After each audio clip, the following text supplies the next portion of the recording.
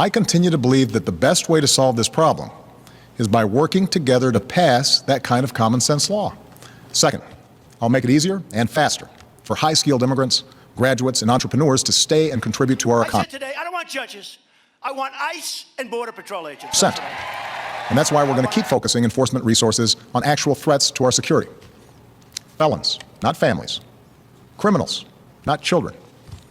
Gang members, not a mom who's working hard to provide for her kids. You're not going to teach a criminal not to be a criminal. Not going to happen. That is why, as soon as I take the oath of office, we will begin the largest deportation operation in the history of our country. It's not a surprise that administration has fluctuated over the past few years, has fluctuated in how strictly and their objectiveness in enforcing certain laws, like immigration laws, as seen in these clips, and as made visible in the show Living Undocumented, which is one of the focuses of this video and why this video was inspired. This 2019 documentary follows 8 undocumented immigrant families as they navigate life in the United States and face the threat of deportation, face the threat of these fluctuations in administration, how one once promised that they would protect their lives in this country and another one threatened that they would deport them to their home country. With these clips in mind, I want you to picture the life of a family around 15 years ago when President Barack Obama was in office. Maybe you picture some sort of fear, because at the end of the day, these families were undocumented immigrants. They didn't have a legal status in this country. They didn't have something that protected their spot in this country. So they were susceptible to deportation. They could be deported anytime. However, there was something called targeted deportation back when Barack Obama was president. They targeted people who had a criminal record, who were new to the country, who were actually a threat or could potentially be a threat to the national security of this country.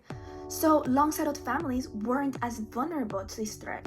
Although they still had some fear and concern, they can live their lives with some sort of confidence. They can go on a trip with their families and have fun. They can attend their churches. Parents can take their kids to school. There was some sort of confidence because as long as they stayed out of trouble, they will be okay. Now picture this same family today, this immigrant undocumented family in 2025, during President Donald Trump presidency. There's a common factor between both scenarios: fear. But the extent to which fear is felt during both scenarios is almost incomparable. Now there's no longer a targeted deportation system. It is a zero-tolerance system. Everyone is a target. Every immigrant can be deported, even if they have done nothing other than live here, work here, contribute to the economy, the economic growth of the country, the diversity of the country. They can be deported, even if they're long-settled families that have lived here for 20, for 30 years. If they have no legal documentation, they can be deported. So there's almost this sort of terror among families. They can no longer plan trips because they're afraid.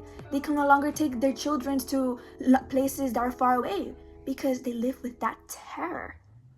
So over the course of less than 20 years, life for immigrant families seems so different. But why do these fluctuations even exist? How does the law, the supreme authority of our land, allow for these sudden shifts based on changing administrations? And really, it all comes down, it is all based on our administration's interpretation of something we almost all have at least some knowledge of: the 14th Amendment. Analyzing the rhetoric of the 14th Amendment, we can see how it says all people. It starts off by saying all people, not all citizens, not all Americans, but all people, which includes immigrants. Everyone is entitled to basic constitutional rights, to life, liberty, and property. However, if we analyze another part of this amendment, we can reach a total different interpretation, specifically the part that states, subject to jurisdiction thereof. Citizens are meant to subject to their country's jurisdiction, subject to the country's laws, and if they do something wrong, if they do something against the law, take responsibility of their actions and go with the law, go with what the law mandates. However, immigrants often do not do so. Many immigrants have already committed an infraction by just staying in this country and overstaying a visa, by not having the legal documentations to be here, by having nothing that protects them and nothing that guarantees them a place in this country. They have already committed civil infractions, and the legal responsibility they have to take is accepting what administration is telling them to do, accepting their punishment, accepting their deportation, going back to their country. But immigrants often do not do this, so they are already going against the country's jurisdiction. And these people are not, of course, born in the United States, are not, of course, neutralized yet. They're not citizens of the country. So it can also be argued that if we look at the wording of this amendment, it is only for citizens. It abridges the privileges and immunities of citizens of the United States. Immigrants do not fit this description. The same supreme law, the 14th Amendment, is used both for the protection of immigrants and for the justification of unjust detentions or deportations. And it's all based on what side administrations lean toward. It's all based on what they decide to believe. So this brings me to the question, to what extent should we trust government agencies to enforce federal laws against immigrants? And to what extent should government agencies fluctuate with their enforcement based on the country's administration? This issue is important because there's a growing sense of fear and mistrust within our community due to these unpredictable fluctuations of government agencies' enforcement, especially when enforcing immigration laws. They don't know that if with the next president, immigration laws are going to be harsher, if they're going to be more lenient, if they can have more stability in this country, or if it's going to be even harsher than it is now, because enforcement seems to change with every president on the line. They don't know what to trust, they don't know what to believe, they don't know what's going to happen next. Also, the unjust or overly strict enforcement fueled by the negative rhetoric of those political figures, of people in power, of public figures, can marginalize entire immigrant communities, can make them susceptible to discrimination, to an unjust detention. And this issue is particularly important to me because I live in Miami, which is a place full of Hispanic people and with a lot of undocumented immigrants.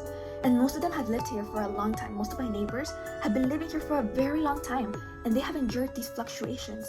And they often talk about how back when Obama was president, they had that confidence. They could go out. This land seemed like the perfect place in the world where their children had the opportunity to do better than they had in their countries, where they had those economic opportunities to just prosper. But now, everything seems so much harder. Now they can't even go out with their families. Now they have to take care and be careful with every step they take because anything can lead to their deportation. Anything can have legal consequences. Anything can be for their harm.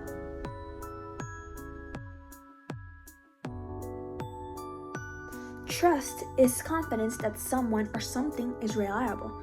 Trust is something that must be earned and can be lost.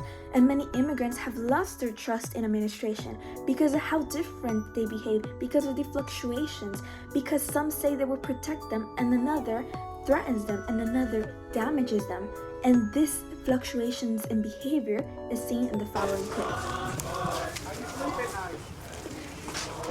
Watch out. Wait, hey, I'm an attorney. I am the attorney for the child. I'm going inside. Oh, what? No, hey, no. What the? You okay? They tricked us. This clip is from the Netflix show Living Undocumented, and it portrays how government agencies are not people to trust because the agent for background information had told the guy that he can simply go and see his wife that had been detained, that he can go inside and talk to her.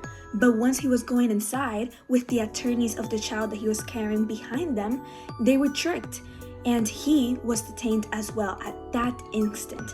The agent never said anything, just detained him and used force, as if he was a criminal, as if he had broken so many rules, just for the fact that he was an immigrant. One administration may encourage some immigrants to seek legal pathways and contribute to the workforce of this country, while another increases raids, detentions, and strict regulations, uses agencies to treat them not as human beings, but as criminals. One treats immigrants like human beings under the U.S. protection, and others subject them to cruel and unfair detentions. There is simply no consistency. There's simply no trust. What we can see is that trust in government agencies is complicated. It cannot be measured only by whether they follow the law, because the law leaves them significant room to interpret who is a priority, who is a threat, and who deserves protection.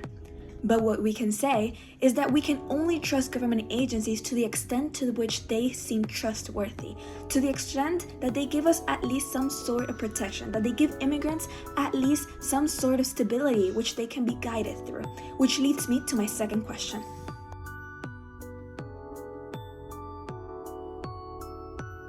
Administration is meant to execute laws, not to interpret the laws passed by Congress. That's their function. That's the function of agencies, to apply existing immigration laws consistently.